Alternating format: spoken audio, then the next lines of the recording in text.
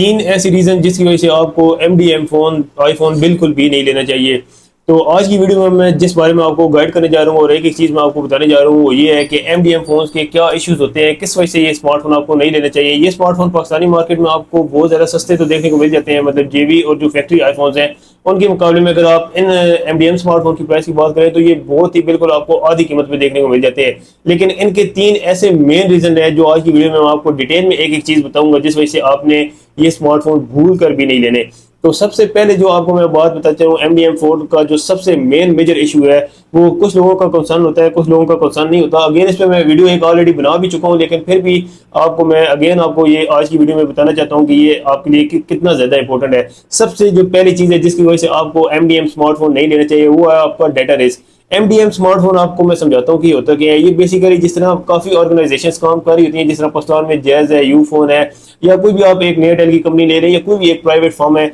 तो उसके लिए ये एप्पल से स्पेसिफिकली ये जो स्मार्टफोन है MDM डिजाइन किए जाते हैं और इनके अंदर जो एप्पल की तरफ से एक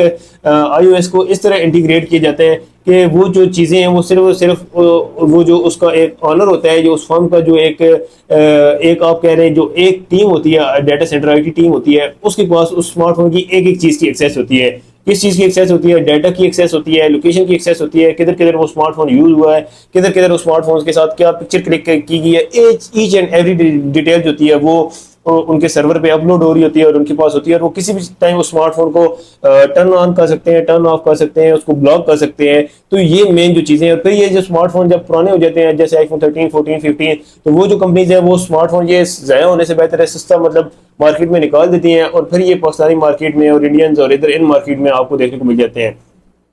तो आपने ये स्मार्टफोन क्यों नहीं लेना, उसमें सबसे पहली जो रीज़न है आपको जो डाटा है वो रिस्की होता है। आपका डाटा आपके साथ जो उसके अंदर आप एक एक पिक्चर क्लिक करते हैं A to Z वो iCloud के साथ आपको अपलोड होने के बाद आईफोन के सर्वर पे अपलोड होने के साथ साथ आपको जो सबसे मेन वो अपलोड होती है वो जिस भी ऑर्गेनाइजेशन के साथ वो पहले स्मार्टफोन लिंक होता है वो उनके पास वो डाटा उस टाइम वो सर्वर पे अपलोड हो रहा होता है। सबसे मेन चीज़ होती है वो आपका डाटा होता है, आपकी पिक्चर्स होती हैं, आपका पर्सनल डाटा होता है। तो ये जो अगर आप एक MDM आईफोन लेते हैं तो उसमें आपके लिए सबसे मेजर इशू है। इसके बाद ये जो मेजरली इसका जो दूसरा स्मार्टफोन का इशू है वो ये कभी भी ये जो स्मार्टफोन है ये बंद हो सकता है। मिसाल तौर पे अगर एक ऑर्गेनाइजेशन है वो अपना पुराना डाटा क्लीन अप करना चाहते हैं, उधर से किसी भी कंट्री में, USA में, ऑस्ट्रेलिया में, किसी भी कंपनी किसी भी कंट्री में वो काम कर रहे हैं, तो वो कुछ जो स्मार्टफोन अपने सर्वर से हटाना चाहते हैं, तो उसमें अगेन जो बार बार ये जो इशू आता है हमें देखने को मिल जाता है वो ये है कि ये स्मार्टफोन अभी पाकिस्तान में काफ़ी जो मेरे अपने जानने वालों ने जिन्होंने ये स्मार्टफोन लिए हैं, जिनके मैंने केसेस देखे हैं, मैंने उनको मना भी किया है लेकिन फिर भी सस्ती चीज़ दे के सब ले लेते हैं, वो ये है कि उनके स्मार्टफोन लॉक्ड हो गए हैं।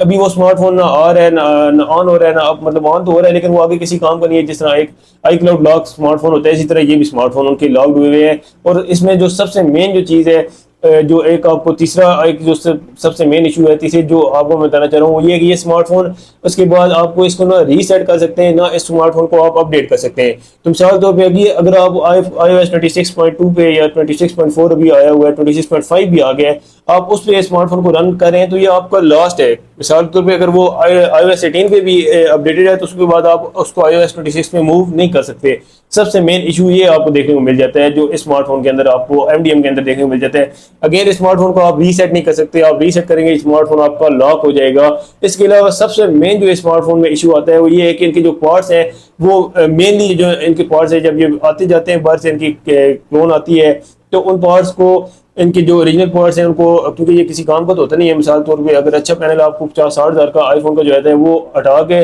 जो इधर अपने पास स्मार्टफोन होते हैं उनके साथ लगा दिए जाते हैं और इनके साथ थर्ड क्लास के जो पैनल्स हैं मतलब जो पार्ट्स हैं वो सारे चेंज कर दिए जाते हैं पैनल के अलावा और भी जो पार्ट्स हैं। तो इनमें MDM स्मार्टफोन में मोस्टली आपको जो लगे हुए पार्ट्स देखने को मिलते हैं वो भी चेंज होते हैं। तो मिसाल तौर पर अगर आप एक MDM स्मार्टफोन ले रही है तो मेरी तरफ से वो एक, अगर मैं आपको बताऊँ इन शॉर्ट, तो एक वेस्ट ऑफ मनी है। तो अगर मैं आपको बताऊं तो आपको मेरी अगर आप एक पर्सनल ओपिनियन जानना चाहें तो आपको MDM फोन बिल्कुल भूल कर भी नहीं लेना चाहिए। आपके लिए किसी एक हिसाब से भी ये स्मार्टफोन वर्थ इट नहीं है।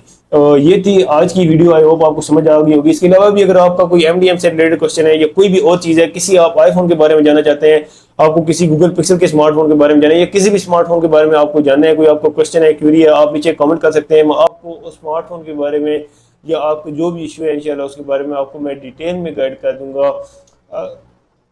न्यूज़ चैनल है, आपसे बस छोटी सी रिक्वेस्ट है, इसको लाजमी सब्सक्राइब कर दें और वीडियो को लाजमी लाइक और शेयर कर दें। जज़ाकल्लाह, बहुत शुक्रिया। अल्लाह हाफिज़, टेक केयर।